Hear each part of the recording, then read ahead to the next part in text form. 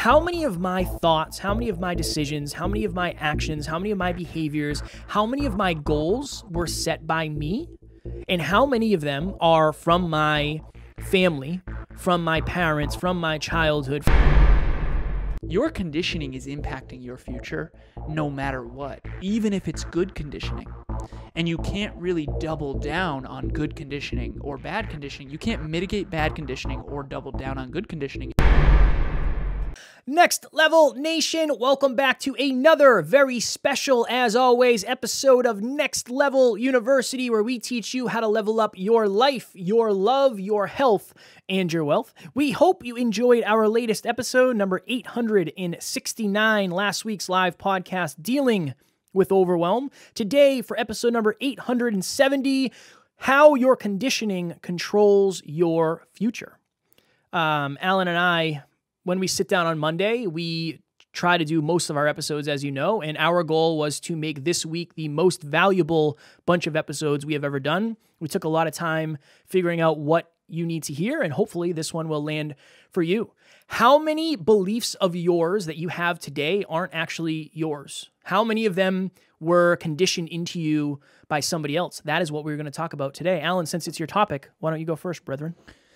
All right, so I had an interesting conversation this past weekend with a client and a dear friend.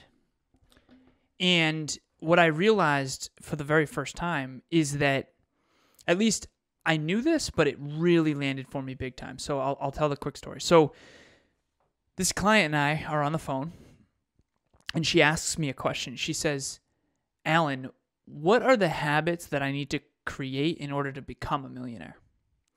And it was really fascinating to get this question asked to me by this person, and I'll keep it anonymous, because my answer was simple. It was, honestly, from my perspective and my awareness of your bank account and your portfolio and your investments and your 401k and all of that, and your Roth IRA, your portfolio, investment portfolio, you're already a future millionaire.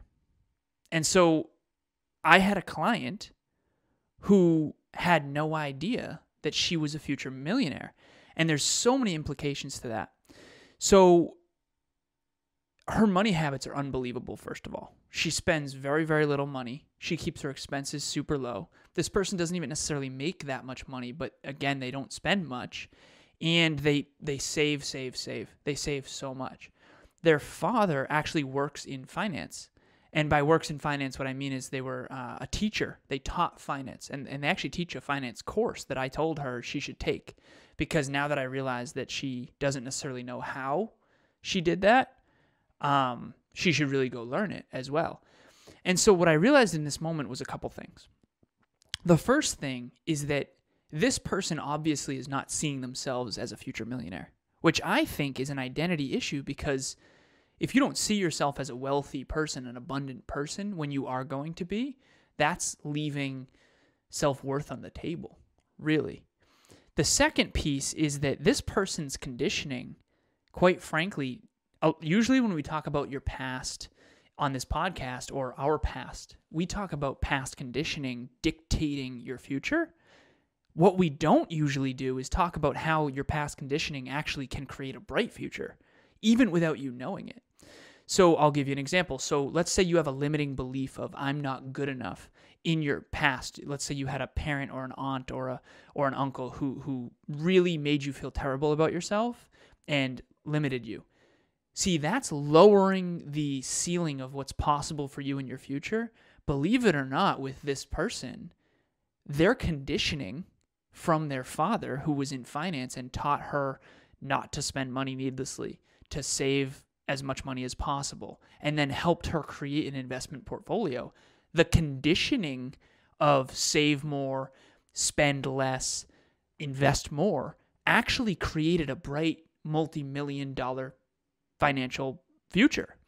And it's so interesting because I know so many people who make more money than this person, but this person over time, assuming that their investments continue to return a good, solid, consistent return, which is safe to assume, this person will be a millionaire. And now that she's trying to learn how to actually do it on a deeper level, now she's definitely going to accelerate that process. And so the lesson here is your conditioning is impacting your future no matter what, even if it's good conditioning.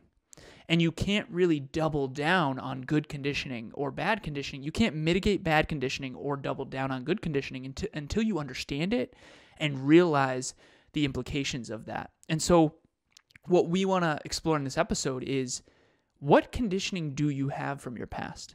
What does your future actually look like on the trajectory you're on right now? And do you know what beliefs were instilled in you? Because in this case, the belief of spend less money was definitely injected. And then the belief of invest for retirement was definitely injected. And so these beliefs are really implemented at a very young age. And I had one more person, I'll be quick about this, I was at dinner with recently, a college roommate of mine, wonderful person. He has a very, very successful investment portfolio as well. And I was talking to him, and his parents really taught him to invest from a very, very young age. And so, now he makes a ton of money and he's a multimillionaire as well. It's just interesting to me how much our conditioning really affects our future. I think about it from the frame of, I have a couple stories for this, but I think about it from the frame of, I used to see when I was younger people, and if you're watching or listening to this, you've probably seen this. There's always that group of people on Facebook who posts all the negative stuff of, I hate people, or this person really sucks, or this restaurant was terrible, or I can't wait for the new year, I can't wait to be out of work, or whatever it is. And a lot of what they're talking about is negative. They're putting a lot of negativity out there, and it's no wonder they're getting more of that. I always used to say this, and I used to think to myself, what you are talking about, what you're thinking about, what you're putting out there, you're probably getting. If you're afraid that you're going to be broke in the future, think about that. If your conditioning is, there isn't enough and I will not have enough money in the future, unless you change the conditioning and then your behaviors, it's probably going to happen. If one of your fears is, I'm never going to find a partner that loves me for me, and that is your thought, that is your conditioning, and that affects your behavior and your expectations, it's not going to change until your conditioning changes, and then your behavior, and then your expectations. I was on the phone, this was a while ago, back when I was doing mindset coaching, and I was on the phone with a client, and her and I were having a really deep conversation. I said, I'm proud of you for going there. I'm proud of you for exploring that and raising your level of self-awareness. And this client started to cry. And I said, if you don't mind me asking, why are you crying? And she said, nobody's ever said that to me before. And I said, nobody's ever said what? She said, nobody's ever said, I'm proud of you. Her conditioning was that of the fact that you're not capable. There's nothing to be proud of. You're not worthy. And I guarantee that was affecting everything in her life. That was affecting her reality. So my lesson for this, everything in your life changes when your story to yourself changes. If you're out there and you're too shy to be a speaker, that conditioning is literally affecting your future, because you're not going to be a speaker if you're too shy. Maybe you have parents who were a doctor or a lawyer or something, a physician, and they're telling you should do the same thing. That's affecting your future. That conditioning is stopping you from living the life that you actually want. So really sit with this and think to yourself, okay, how many of my thoughts, how many of my decisions, how many of my actions, how many of my behaviors, how many of my goals were set by me? And how many of them are from my family, from my parents, from my childhood, from my influences, from my community, from my environment? Now, easier said than done, because I think Alan alluded to this, these things tend to get tied together. But if you don't untether yourself from them, you tend to get stuck in this cycle. And I know Alan's been there. I know I've been there. And this is one of those episodes. It can be a hard mirror, but we're all conditioned, all of us. And I think the ultimate goal is to just become less conditioned and less conditioned and less conditioned, and then more proactive with what we actually want out of our lives. Hi there, this is Dr. Tarryn MacCarthy, and I am the host of the Business of Happiness podcast, which would not be in existence were it not for the one and only incredible Kevin Palmieri. Seriously, I am so indebted to Kevin for the service that he provides. Every week he meets with me. He has been coaching me on how to initiate and launch this podcast. He helped me put it together with his great expertise, and every week his whole team works tirelessly to get these podcasts uploaded to Buzzsprout and to deliver my content to my audience. I am so grateful. I couldn't say enough about him. In fact, we've been working together so well. I've seen so much wonderful input from my listeners and asking me for more that in just a few weeks we're going to be doubling the number of podcasts we produce per week. So this trajectory is just flying, and I'm really enjoying the whole process. So I couldn't say enough about him. Please, if this is something you're considering, I highly recommend him. And reach out to me anytime if you have any questions about our experience. Good luck. Bye-bye. Kev, remember when you were too afraid to travel and then you realized you wanted to be a well-renowned speaker? Yes. And then you realized that you had to shift something because there's no global well-renowned speaker who never travels. Yeah. Can you go into how you had to shift your identity in order to make that future possible, overcome that past conditioning, even you conditioning yourself by telling that story of I hate traveling, I hate planes? Well, even the part of it too was, for most of my life, I've dealt with anxiety. I just didn't realize it. I didn't know that's what it was. And I convinced myself that traveling made me anxious, therefore I hated traveling. When in reality, I just didn't like the uncertainty that came with traveling. So that was the first part of it. And my old job really helped me with that. I did a lot of traveling for my old job, which I actually enjoyed. I enjoyed some aspects of being on the road. I really did. I enjoyed it. And it made me somebody who could drive long distances and not care about where I was going. So that helped me a lot. But it was a very simple thing for me, and I understand it's not for most people, that this conditioning, so it's almost like there's two pieces of thought that are coming together. One, my conditioning of you can't travel because planes are scary and you're not the type of person who flies. And the other part of you want to be the most successful podcaster in the world. You want to speak all over the world and you want to have impact on millions and millions of people on this planet. And you have to figure out which one you want to let win. And it was very much that conversation of, okay, if this conditioning stays, I don't get the new version of Kevin I want. And I think I was lucky because at least I could see what that new version of Kevin looked like. But it wasn't easy. It was difficult. It was very difficult. And I think our conditioning convinces us that we're afraid of certain things that we're not really afraid of. It's almost like you're only afraid of it because you think you're supposed to be afraid of it. I saw this video the other day. This is really good. This is somebody I think we're trying to get on the show, and I don't remember his name because we have a lot of people we're trying to get on the show. And he was on stage and he told this story. He said there was this family, and the mother would cook dinner all the time. She would cook dinner 7 nights a week. And one night, her husband saw the roast. She made some sort of pork roast. He saw it come out of the oven. And he said, "Hey, why do you cut the side of the pork roast off before you put it in the oven?" And she said, Proctor. Was it Bob Proctor? No, it wasn't Bob Proctor. It was somebody else. But keep going. Who knows, right? That's probably the same story. And she said, "I don't know. My mom always did it before me." And he said, "You should ask her. You should figure out why that is." And she went and asked her mom. And she said, "Hey, Mom, when you cook the pork roast, why do you always cut off the left quarter of it before you put it in the oven? Like, is that bad to eat? What? I don't understand." And she said, "I don't know. Your grandmother always used to do it." And they went and asked the grandmother, and she said, "Oh, the reason we did that is because the oven was so small, you couldn't fit the whole thing in the oven. So you had to cut a little piece off to get it in there." That is a great example of conditioning. So that the mother was conditioned by the mother to do it, who then passed that down to her daughter, who ended up doing it. And if they didn't change the conditioning by becoming aware of why they were doing it, that just would have kept going. And those poor roasts would have gotten wasted. Wasted forever. Roasts. Can't have wasted roasts. Can't have it. Can't have it. Before we go here, the timer just went off. I just want to make something clear, because when we say the word conditioning, I'm not certain that everyone fully understands it, and I know that I didn't in the past. Same. When someone goes to the gym and they weight train, they're doing strength and conditioning training.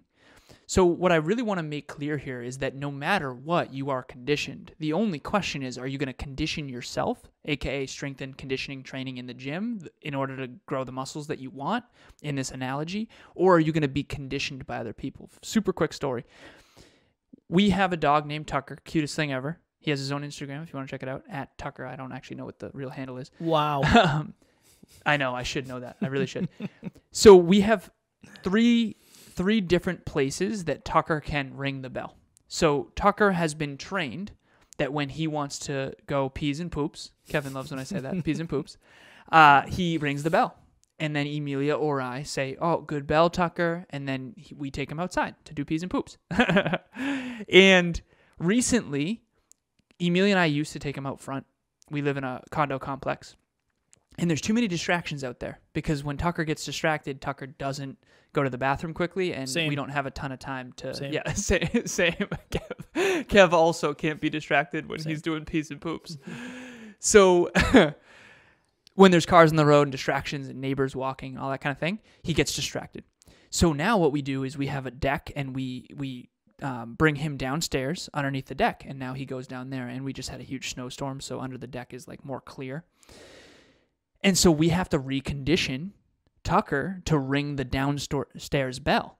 And so what we did is I got treats, and I said, ring the bell, Tucker, ring the bell, and then I gave him the treat. So now he knows to ring the downstairs bell when he wants to do pees and poops. And I know that we all want to believe, of course, Tucker is a dog, okay? But we all have been sort of conditioned ever since we were kids with that same type of thing. And here's what I mean. When did you get punished? When did you get rewarded? You have to understand this. I got rewarded for academics. So naturally, I got really good at academics. Kevin got rewarded for being good at baseball. So naturally, he got really good at baseball. I was told I was great at math and not great at English. So I avoided English and then went down math. And now here I am writing a book. I was told I wasn't good at reading or writing. And that wasn't necessarily true. Maybe it was true at the time. Just like with the roast in the small oven. Maybe at the time there was some truth to I had a natural inclination for math and I wasn't quite as good at reading or writing. Is that still true today? And is that cycle, is that conditioning still running you? So check in with it. What's going to happen 10, 20, 30 years down the road when you wake up and realize that you've been conditioned to be this way and that you never redid your own conditioning to make the future that you want? So check in with it. Who were you told you were? Was that true? Is that still true? Remember, human beings will do anything they can to stay consistent with who they believe they are. There's a big difference between I'm not drinking tonight and I don't drink. Right? You have to understand this. It's at an identity level, and that's what Kevin and I wanted to help you with. So I challenge you, if you're out there, set up some time to reflect on your past and say, what was I conditioned? Here's a good question to ask. Whose love did I crave most growing up, and who did I have to be for them? I've done this with many, many clients. It's a Tony Robbins exercise. At least that's where I heard it originally, but it helps so much. Who did you have to be? Kevin got so much love from his family when he was great at baseball. Naturally, he worked hard to be better at baseball because he wanted more love. We all do. Okay, so what is your conditioning? Check in with it, and that's a wrap. And real quick, so in the NLU squad, in the next level universe, in the business, I am in charge of finances. I am in charge of the money. I look after the money. To Alan's point, when I think I was 10 years old, I was up to the plate, bases loaded, and my mom behind the backstop said, if you hit a grand slam, I'll give you $100. I hit a grand slam, and she gave me a crisp $100 bill. I am conditioned when it comes to money. But that's something I've leaned into. There's a reason I'm in charge of looking after money, because it's something I'm really, really focused on. So that's another thing too, is your conditioning might seem like a negative from the past. If you can flip that and control it, then your future can really, really lean into the benefits of that. Next Level Nation, if you're listening to this on Wednesday, tomorrow, February 3rd at 6 p.m. Eastern Standard Time, we have a live virtual event. So this is me and Alan live in a Zoom room behind the scenes. It's not recorded. It's a workshop. It's Alan mostly and I teaching on a subject that we think will help you get to the next level. We are talking about creating financial abundance. So again, Alan and I wealthy, quote unquote, back in the day.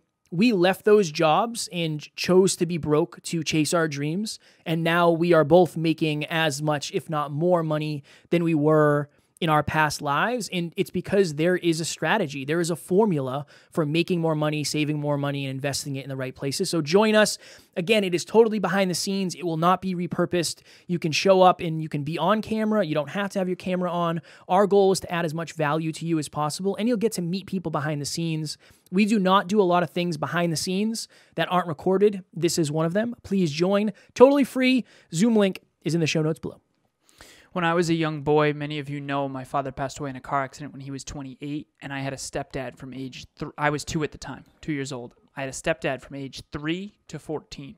When my stepdad left at 14, my family went from very well off to Kevin even thought in high school that I was rich because he went to my house and we had a log home on the lake, all that kind of stuff. We Sony went Dreamcast. Oh yeah, Dreamcast. Shout out to Sega. We had a custom yacht that we were building as a family. We went from creating a custom $250,000 yacht as a family to when my stepdad left, aka the main income earner left, to I actually had such low income as a family that I got free lunch at school and I got financial aid for college. So I went from wealthy-ish to broke. And then after college, I made well over 6 figures, grew my income, paid off $84,000 in 1 year in 2014, to wealthy again, to then choosing this entrepreneurial journey with Kevin, and then broke, and then on our way back to wealthy again. So yes, it is a formula. Creating financial abundance is a formula, and I want to help you. Kevin wants to help you with that. Life is better when you're financially abundant. Don't let anyone tell you otherwise. It's not true, and we've learned that from experience many, many times. Also, March 26th, if you have not gotten your ticket yet, you've got to get it. If you feel alone, if you feel misunderstood, if you want a brighter future but are not around people focused on the future, join us at Next Level Live, March 26th. It is in Worcester at the AC Marriott Hotel. 4 speakers, half a day. Come, full immersion event. If you feel alone, the only way to get to the next level is to get around next level people. There will be 49 other tickets sold. You will meet people in this room that you will absolutely adore, and they are all focused on growth and contribution. It's a room of like-minded people. The tickets will sell out. No matter what, we are selling every single one of these 50 tickets. So please go to the landing page. It is in the show notes. And you can go to nextleveluniverse.com, click on events, and buy your ticket as soon as possible because those will sell out. I'm certain of it. Next Level Nation, tomorrow for episode number 871, it's last week's live Q&A. How do I recognize my patterns of overwhelm? Some people recluse, some people sleep more, some people feel like they lose motivation, so we took questions on that. As always, we love you, we appreciate you, grateful for each and every one of you. Please leave us a review on the Apple platform or the platform of your choice. We have a link in the show notes for that as well. And as always, we do not have fans, we have family. We will talk to you all tomorrow. Please reach out.